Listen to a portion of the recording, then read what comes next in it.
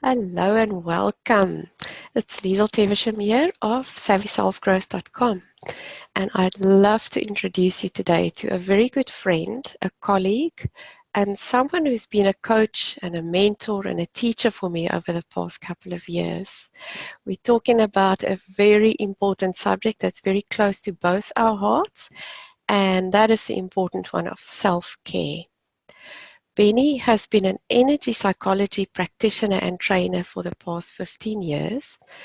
He's been involved with about 200 workshops and retreats in 15 countries, and he's now created a presentation skills course called Fall in Love with Presenting, and I've had the privilege to be on one of those courses.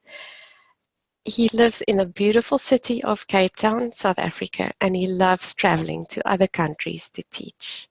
Welcome, Bennie. It's so great to talk to you today. Thank you, Liesel. So, self-care is a huge topic, and sometimes I think people think it's stuff like massages and bubble baths and all of those good things, which are really great as well. Why are we talking about this topic? What is important about self-care, and why is this important? I think you've already answered that question with one point. I think self-care is highly misunderstood, that most people don't really know what it means, or they don't even know how to do that. And when, especially those of us that work with people, when we are constantly putting out energy and supporting other people and coaching them and doing therapy with them or supporting them in any way, and we don't take care of ourselves, then ultimately we start running on empty. And when we start running on empty, the fact is that we don't have access to all our faculties. We are not as smart as we can be. We're not as intuitive as we can be. We're not as creative as we can be, which means, again, if we work with people, we're actually doing them a disservice by working 20 hours a day and, in the name of doing good for people, because we can justify all the stuff that we do, as opposed to taking care of ourselves so that we can give from a place of fullness rather than emptiness. And then the more scientific part of that is the more empty we run and continue a fast pace of living, ultimately the body starts paying the price. And it's very simple why. The more stressed we become, or the more we have to force ourselves to do things, the more the limbic brain, which, as you know, is a part of the brain, starts kicking in, and then we start functioning more on autopilot rather than consciously deciding what might be best in the moment. That eventually starts producing stress in the body, and then, we're all surprised when we have headaches and backaches and migraines and spastic colons and irritable bowel syndrome, when the fact is our nervous system is built to take some stress. I mean, we know that. It's just not built to have ongoing stress. So somewhere in this world where we have this constant output, we have to make time for some self-care if we want to be healthy and if we want to serve our clients in the best way we can. I love that, if we want to be healthy, because ultimately it has to be our own choice and our responsibility. So I'm wondering if all of that is true, and I know there's a lot of talk about this these days. There's a lot of people talking about self-care, and still it's hard for some of us to implement. And why would that be? I think there are a number of reasons. The first one we've already touched on. People don't actually know what it means. And the fact is that procrastination has two main reasons driving it. The first one is perfectionism, because if I don't complete it, it can't be less than perfect. So I'd rather not complete the task. But the second most important one that I find with procrastination is simply not knowing what to do. For example, having an item on your to-do list called marketing, and you have no idea what that actually means. What are you supposed to be doing with this thing? I think the same is true for self-care. I see that again and again. I had a client here this morning. When I asked her about the self-care homework she had from last week, she forgot about most of it. So I think it's partly that we don't know exactly what to do. I think secondly that it is because we confuse self-care with selfishness, and selfishness has a bad name. I think selfishness up to a point is very healthy, but it is often, misunderstood to be selfish at the cost of other people. So not knowing what to do, the selfish thing. Maybe the most difficult one is the next one. In order for me to start doing something new, I have to stop doing something I've been doing all this time. So if I've been running around 24/7 pleasing other people, then in order for me to move to a place of self-care, I have to stop doing some of that. And for some of us, that's like a scary concept. If you've built your whole life around this identity of being Mother Teresa, it's going to be very hard for you to take some time out because it's going to conflict with your value system. And that's why I made the comment earlier about if you choose. You then have to choose what is most important, your value system, which you might have set up to mean that you have to serve people all the time and never say no, or your health. But sometimes you can't have it both ways. Yeah, I so love that. That we come from a place of having done certain things for many, many years. It could be a lifetime, it could be 40 years we've had certain habits. So I have another question that's coming in a moment, but this one intrigues me a little bit is, what would you say to people who are trying to change an ingrained habit or value or something that they've been living? It's been a pillar for them, being Mother Teresa, or always doing for somebody else and forgetting themselves. Does it take a long time? Is it like an overnight process? What are your thoughts? Well, my thoughts is, first of all, it's got to start with a decision. It's got to start with a conscious realization that what I've been doing up to now served me because I'm alive and I'm here, but it's not serving me for the long haul. So it's got to start with a conscious awareness and the decision, I want to change, even if you have no idea how that might happen. Now, as you know about me, I am not so much of the willpower type, rah, rah, just do it, just decide, I don't think life works that way because, again, it completely denies the power of the limbic brain or the unconscious mind, which is much more powerful than the bit of frontal cortex we have to reason things out. And in order to do the change work at an unconscious level or at a limbic brain level, if you want, because that's where all our emotional traumas are stored, and that's probably the main reason why we are the way we are, takes, in my experience, some very deep personal work, which we might talk about another day. I know that you are well familiar and practice yourself something called energy psychology, which to date for me has been the most profound way of helping people to really change without willpower required. The problem with willpower is it's an exhaustible resource. So when we can't, it's like I'm going to go to the gym, and then the first day you're up at 6 in your new gym clothes, and off you go. And then the next day it's like, well, I'll just go, just 15 minutes more in bed, and a week later, we all have had those experiences, and that's when we just work with willpower. So for me, it is about doing the deep personal work. And what you're touching on is a lot of how we show up in the world is what we were taught, either through observation, our parents, typically our caretakers, preachers and teachers and siblings and so on, and some of it just because somebody told us to be a certain way.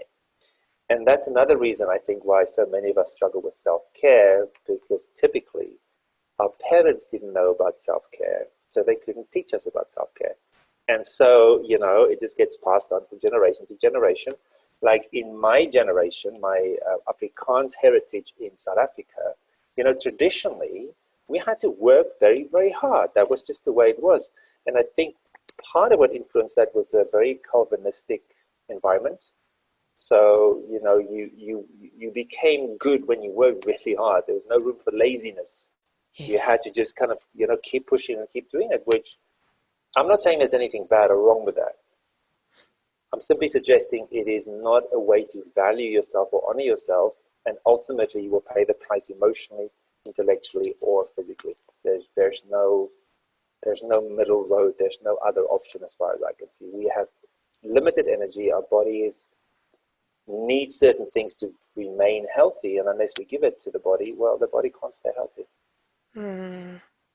Absolutely, I love that. So it's a conscious decision in the first place, and then the long road of the inner change. And also, it doesn't have to be a long road. I mean, this, we see some spectacular change with the energy psychology methods, and at the same time, When you've had a habit for 40 years, it might take more than an hour session to change it. Absolutely. That's called life. And again, we're back to a choice. Either keep complaining about, people want so much from me, and they always want, or do the emotional work to actually change it inside yourself. You wrote a book on the power of saying no. If it's hard for you to say no, it doesn't make you a bad person, doesn't make you stupid. It just means it's really hard for you to say no. And again, we have mutually exclusive. When you constantly say yes when you mean no, it's going to be very hard for you to live in a state of well-being. And unless you live in a state of well-being, it becomes more and more taxing to actually give to other people. Eventually, we begin to resent the people that rely on us, even though we've set it up in that way. I mean, you know exactly what I'm talking about. I do. And I keep getting layers and layers and layers of this, in learning it in new ways and more, let's say, a deeper way. So I think these lessons for us when we've had lifelong habits keep coming around, maybe in a different layer, in a Totally. different way, and every time with more and deeper insight. And so I think it's Yeah.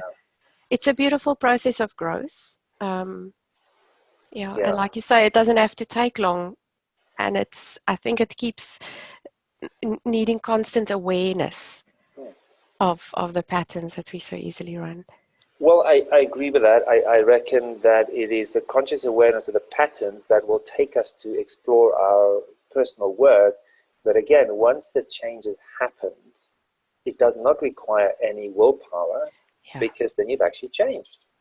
And, like I sometimes go through phases where I crave sugar. And then once I do my emotional work around it, the cravings go away.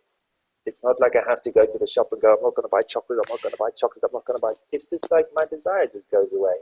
Yeah. And what we know then is somebody that does find it hard to say no, does some personal work and find out where that actually comes from. Because there's a reason why people find it hard to say no. Mm.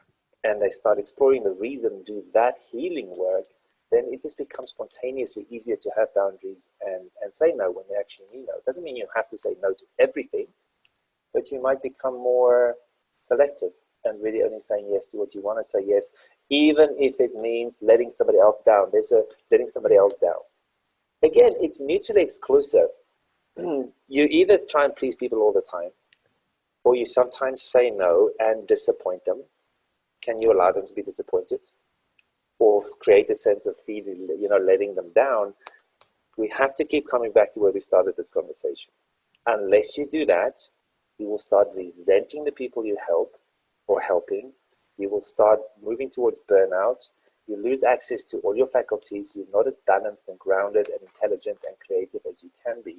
So, at some level for me, this is a very black and white conversation. It's very simple. It's just about which way you want to make the choice. But this is the important point. I think that's what you were hinting at. Ultimately, making no choice is also a choice. So to choose to keep doing things the way you've been doing them, I say keep doing them, but just stop complaining about the results you get until you change them. And I'm just thinking of something else. You asked why we're even talking about this. We spoke about it, that people don't actually know what to do. But the other side of that is also it takes time. Self-care takes time. It doesn't have to be a 5-hour massage every day, but it does take time. So most people have all these objections about why they cannot spend more time taking care of themselves. I've got to get up at 5 and do the laundry and the kids and the husband or the wife or the partner, and then I've got to go to work, and then I come back home late, and then, I've had such a bad day, I do need to relax with a bit of television and a glass of wine, and then it's time for bed. Now again, none of that stuff's wrong. There's nothing wrong with a glass of wine and watching TV. I'm just suggesting that if you know this languaging from Sedona, this defend, explain, and justify, why you cannot spend the time for self-care. Again, it's mutually exclusive. You got to make the time somehow, and then we're back to the point you raised earlier about what are you going to give up in order for self-care? Because if you neglect self-care, your levels of energy is going to keep dropping. You're going to have less and less of it. It's going to be more and more taxing to go through your day. We keep talking about the same thing, right? It's a downward spiral as opposed to spiraling upwards into a more sense of well-being. Yeah. Absolutely. And I think it's okay that we say the same thing over and over in different words, because some of us need to really hear the message again and again. Yes, Because so much in some of our backgrounds, histories, and childhoods, it was not okay to look after ourselves. The message yeah, was other people first. absolutely. Who do you think you are, kind of Exactly. messages. And some of these things are so subtle. I recently worked with a client who's from Ireland, and what he remembers distinctly is when people came to visit, the cookies came out. That was the only time ever they had cookies. And then they were not even allowed to touch the cookies until the visitors had however many they wanted to, have. And it's such a small thing. And again, I'm not saying these parents were bad. I'm just explaining that when you learn that at a young age, that other people always come before you, they're more important than you, or you have to sacrifice for other people in order either to go to heaven or feel good about yourself or be accepted, that pattern is likely to continue unconsciously. You'll just find yourself in that situation again and again. It'll become a life pattern. And lo and behold, here's how the stuff works around life patterns. The more ingrained the pattern is, the more you will attract and create situations that match the pattern.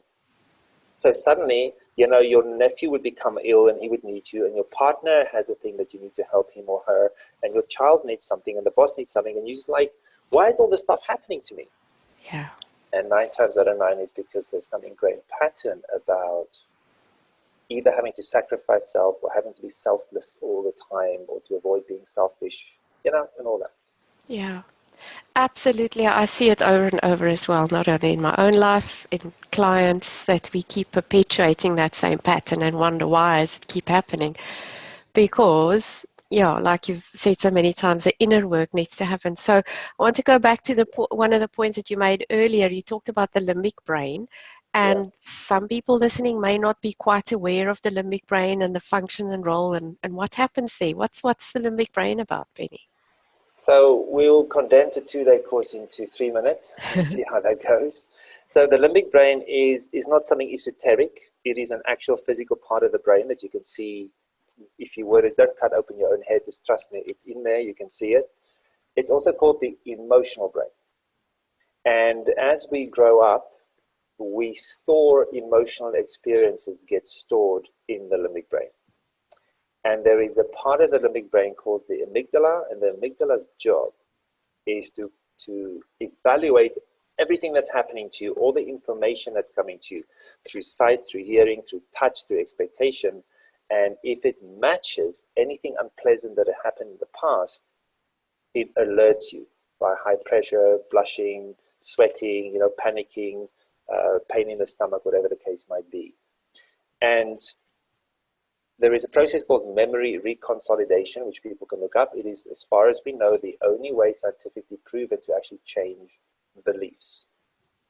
And we spoke about beliefs earlier. If you believe other people are more important to you, that's going to be your life reality. And I have never found an exception that when we start digging, we find the place in childhood where that lesson was learned. Again, as we said before, either by observation, or mom and dad does that with all the visitors, or you were told, who do you think you are? You're not important. I'm more important than you. Sometimes it's said with words. Sometimes, of course, it's just done with behavior.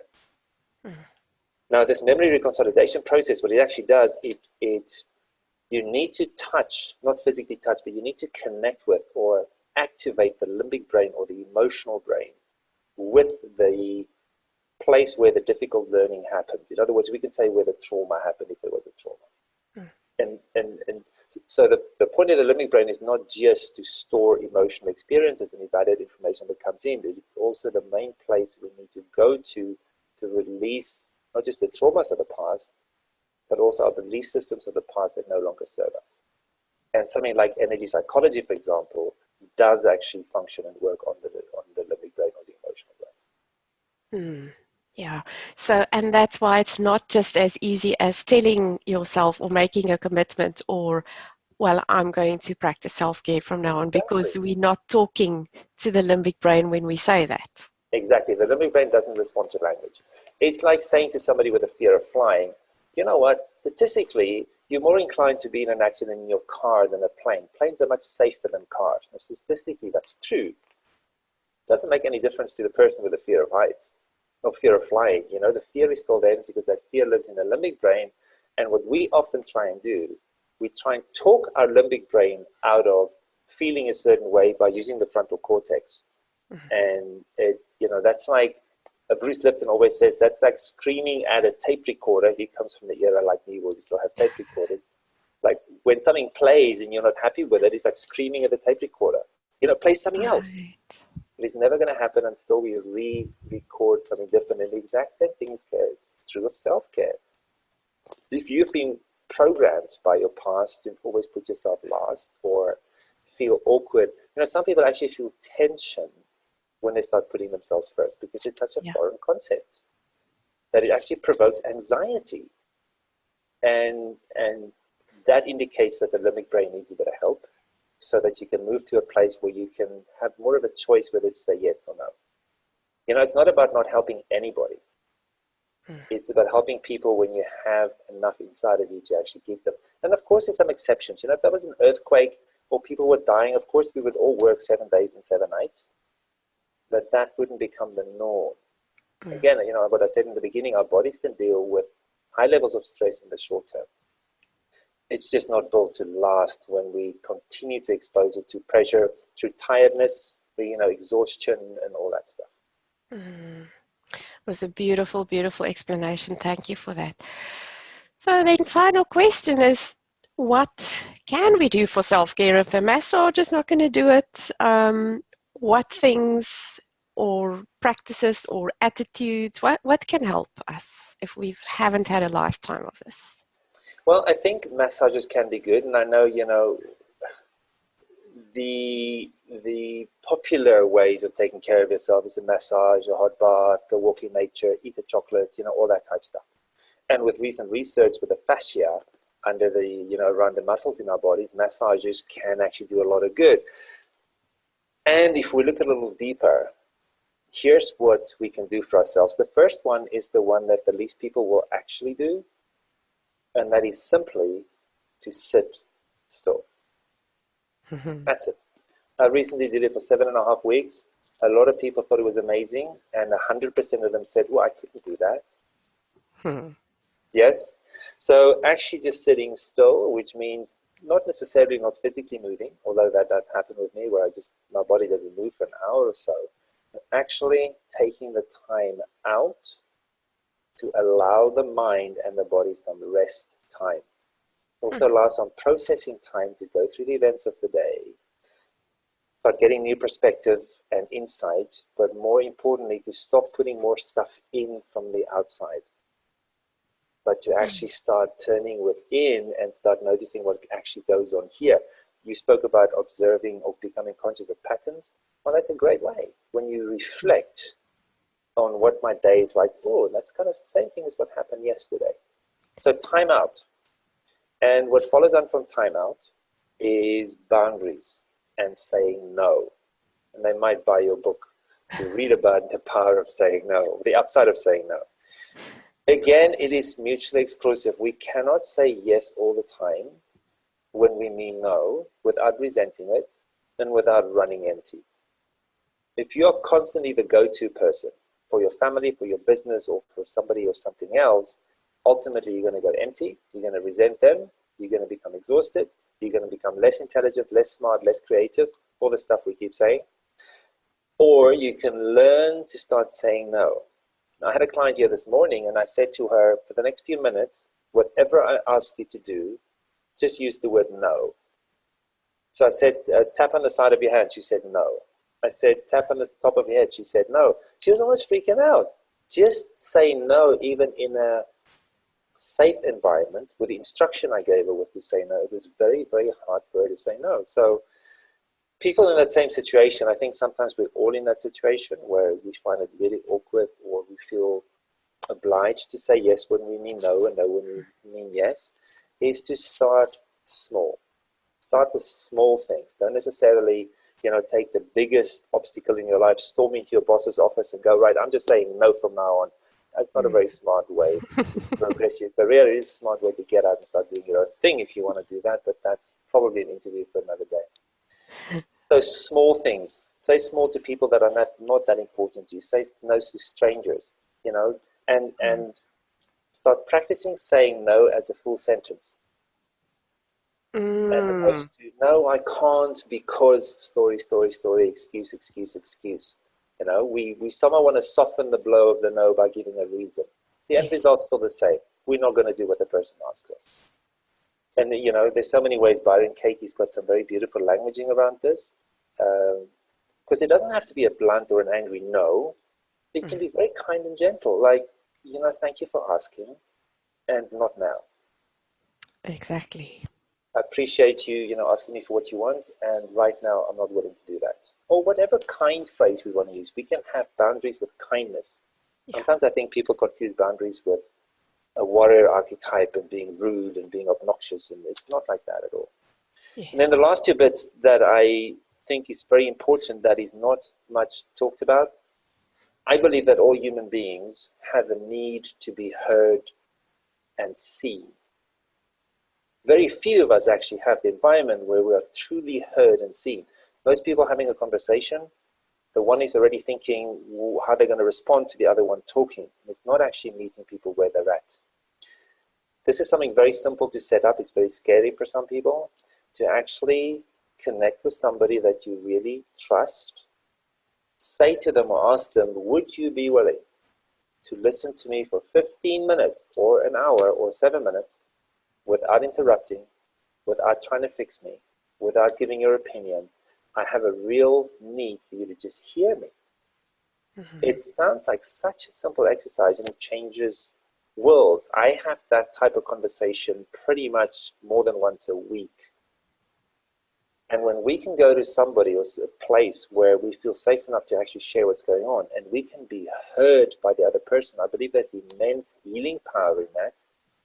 And that is a very beautiful way of self-care, because it shows us that we are important. It's okay to carve out the time and to ask the other person for their time to actually simply being heard. I believe it's one of the highest ways that we can honor ourselves is to really truly be heard, and also to ask for what we need, because most people are not familiar with the concept of just listening. They think listening involves the mouth, but it doesn't.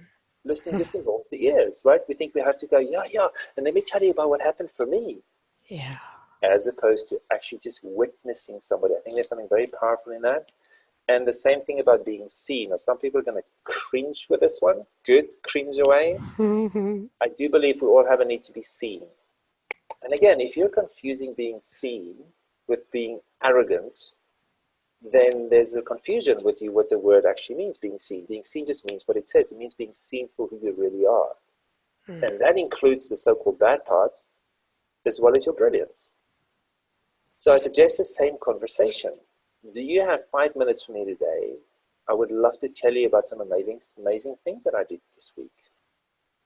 And have a safe, no comments, no judgment, no interruptions. Would you just listen to me? Or talking to somebody about a really hard time that you're having. Or, it doesn't matter what the content is. It just matters that you be really seen in your vulnerability, which of course freaks some people out, because for most of us it is scary to become vulnerable. But again, I suggest that do it even when it's scary, because the connection you'll get, the blessing you'll get, the healing you'll get, and the filling up that you'll get by somebody else that's loving you unconditionally is immense. So that you can then go out and pass it on to other people. Many years ago, I did a course on negotiation, and the person who ran it said, if you hear your voice in negotiations, you're speaking too much. So, wow. Just listen. Of course, there's a line with that, it's not completely absurd. But I think just being observed, being witnessed, being listened to, and being seen without any interruption, and at the end of it, the person doesn't even have to give a comment or a judgment. They can simply just acknowledge, well, thank you, I really get it. Or if you want to use some of the imago technology, which I think is a fabulous relationship tool, is to say, I heard you say that this and this and this and this, did I get that right? And I think that's a way to even, escalate the level of learning and seeing, because it gives you an opportunity to make sure that you actually understood the person correctly that you are listening to. And what I find in that process, whether you're on the receiving end or on the giving end of listening, it's typically very touching and very healing for both parties concerned. It's not just that the person who's speaking is being heard gets something out of it, both parties get something out of it, because the connection can actually happen. And then I really believe that allowing ourselves to become vulnerable and being in that space, it tops us up with energy and love and softness for ourselves and kindness. And then the question about what should I do for self-care falls away, because the next thing is just whatever you need to do for self-care. Then the ideas come. It's easy. I'm not here to tell you do these 4 things or do these 27 things just because they work for me. That's why I suggest you move to a place of stillness and sitting, so that your ways of taking care of yourself can start surfacing, because your ways will not be the same as mine. I do think, however, this being listened to, being seen, making time for it, to sit still, that is, and having boundaries and saying no, I do think there are critical basic skills that we all need to keep learning. And then after that, let your own inner wisdom tell you, what's appropriate and what not. We sometimes just confuse these things so much. So I was brought up to believe that sweets, like chocolates, they're a treat. But when you think of what's in them, the chemicals they put in. I packed up a bag of mints the other day. It had about 14 different chemical things. I didn't even know what they were. So when we consider it that way, that we put that stuff in our bodies, it's actually the opposite of a treat. And our association with it is, now I'm not saying don't eat chocolate. If you eat chocolate, buy it raw. There's ways and means around that. And sometimes a piece of chocolate is probably the best way of self-care there is. And I think also an awareness around when does it become escapism? So I suggest a glass of wine every night is probably more escaping than it is self-care. And again, there's nothing wrong or bad with that. I'm just suggesting that you might want to check if you're one of those people who have to have a cigarette or you have to have a glass of wine or whatever it is, that you just gently and lovingly inquire as to what might be driving that, because unless it's self-care, we can tell ourselves all sorts of stories and believe them. Then it might just be avoiding pain or avoiding stress, and perhaps something more truly self-caring might actually nourish you more than whatever substance you happen to be using. I really love these points, Benny, and that you drew such a clear distinction about things that take you actually out of yourself, escaping from whatever is going on inside. Whereas I really think you made a great point in that self-care is actually becoming more aware of what's inside, which means leaving alone the things that help you to escape those hard feelings and becoming truly compassionate and kind with whatever is going. It's hard to sit with those feelings. That's why nobody wants to do it. Totally. It can be scary. It can be overwhelming. It can be just really so foreign. Yeah. So I'm not surprised. No, if people say, I'm not sure that it's something that I could do. And again, starting in small steps, maybe. Totally. And also, the thing about the limbic, so we have this big rave about, all your growth happen outside your comfort zone and push yourself out of your comfort zone. And I think it's very sweet. I mean, there is a lot of growth to be had. I also believe that if we constantly out of our comfort zone, we also start overloading the nervous system. Frontal cortex starts shutting down, so we become less smart, we become less organized, we become less creative, all the things we keep talking about. So I do also think for somebody to go from, a bottle of wine a day and 2 packs of cigarettes to eating carrot sticks on a mountaintop, that's a big jump to make. So also meet yourself where you're at. And even if your way of self-care or self-soothing isn't that healthy, allow yourself to do it, gradually making changes so that you are still, in other words, allow yourself to do things that are so-called bad for you. You're doing it anyway. So what if you continue for another week or another month, right? But let's start introducing something alongside that is truly nourishing and nurturing. And it might be food, it might be fresh air, it might be good company, it might be the 4 things we spoke of. I believe that if this is a tipping scale and there's no self-care for you and there's just dysfunctional or harming behavior, that as we start topping up the true self-care, the balance comes by itself and the desire for unhealthy things drop away. So that it is, again, not an act of willpower, but a natural, spontaneous thing to do. Like, I've been going to the gym for 3 months now, after a break of about 6 months. I don't want to put rubbish down my throat anymore. I like the fact that my body's starting to change shape and some fat is starting to burn off. So I don't want another piece of cake or, something like that. And it's not, as I said, willpower. It's just spontaneously happening because my values have changed. I'm Right. enjoying the exercise. I'm appreciating my body for the changes it's making, and I want to do what I can. And then I had my family here on Sunday, and I had about 4 slices of cake. And that's the exception rather than the rule. So I think these are, in conclusion, what I'm suggesting is that there's all these right things to do, and we've got to live this way. And now self-care can just become another one. You have to take care of yourself. And I think if we can just have a bit of a balance where we can allow ourselves to be human and make choices more consciously, even if they're so-called unhealthy choices, I think we have a higher quality of life than simply running on autopilot and then acting surprised when we get the results or get the same results over and over again. Yeah, beautiful. The middle way. And one last thing, Benny, is I know that you are involved in running a retreat soon for practitioners especially, and I was wondering if some of these wonderful things that you mentioned are going to be included in that retreat. So do you want to just let us know about that and what's Sure. up? So we call it the Healthcare Practitioner Retreat. We're running it in New Zealand, just outside of Auckland on Dune Lakes.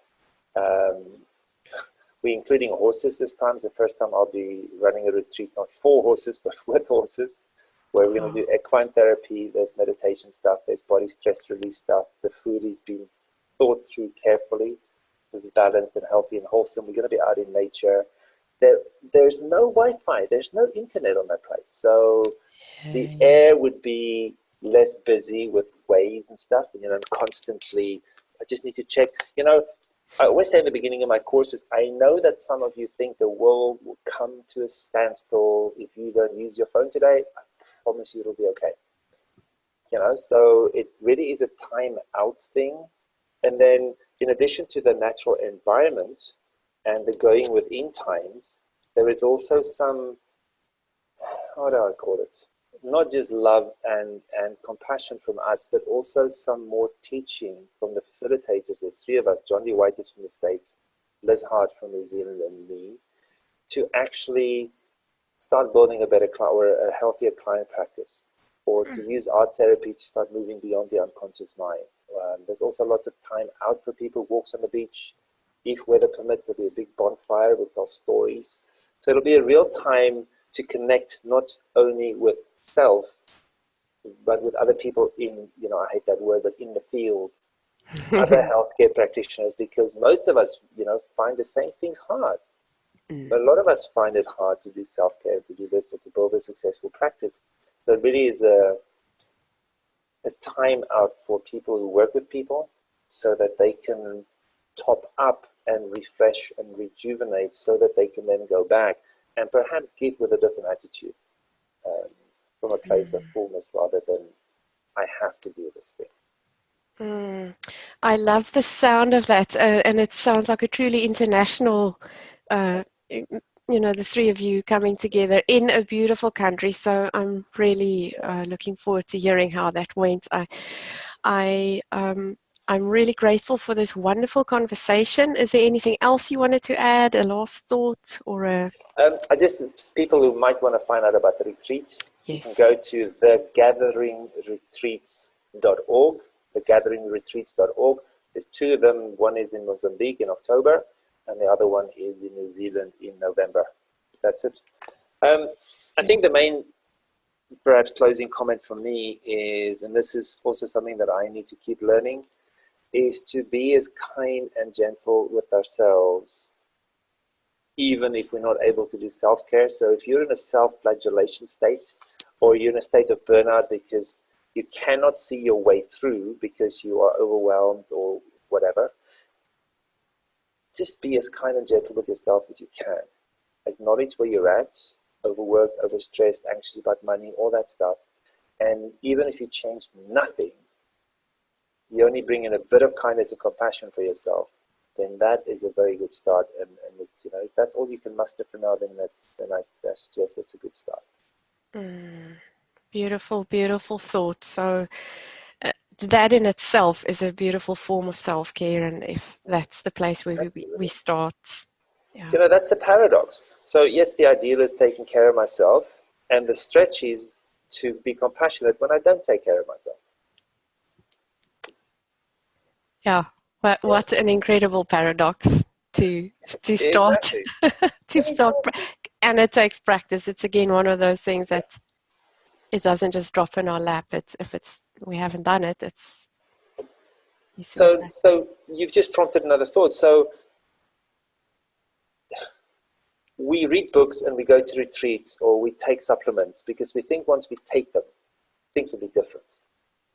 The things we talked about here, being seen, being heard, saying no, taking care of yourself, for me is not a process, it's not a once-off, it's a different lifestyle. You can't top yourself up once or do your emotional work once and then it's all done, or go for a massage once and then expect everything to miraculously change. It is a lifestyle thing. And either you choose the lifestyle or you don't. What I'm suggesting is you don't have to quit your job and open a yoga studio unless you really want to do that. You can do small bits of self-care in between. And if you're overwhelmed and overworked and overstressed, then I cannot think of a better reason to start taking care of yourself. Because once you do, your energy will go up, the options will start opening, and you will see a way through the stuff that you cannot see through when you're overwrought. It's like that part of the brain shuts down, they come up with solutions. So even if it's small, but as you say, even if it's 5 minutes on a train to work where you just close your eyes and just listen to the sounds, even that will be a better start than not doing anything. Absolutely. I love that. Start small and build up as the muscle gets stronger, like when we go to gym. Exactly. Yeah. Well, Benny, this was fabulous. Thank you so much for all the valuable information you shared. And I will put the link that you mentioned during this time together in the post wherever I post this on YouTube, Facebook, and I think it will be a highly, highly valuable retreat to attend. And just thank you for being you. I always learn from you being so, so authentic and just showing up as Benny. The person I know is the same everywhere I see you. So thank you for that. I just think you're amazing. Thanks, Liesl. Thank you, and thank you to everyone listening and watching. We truly appreciate that you spent this time with us. Have a wonderful day.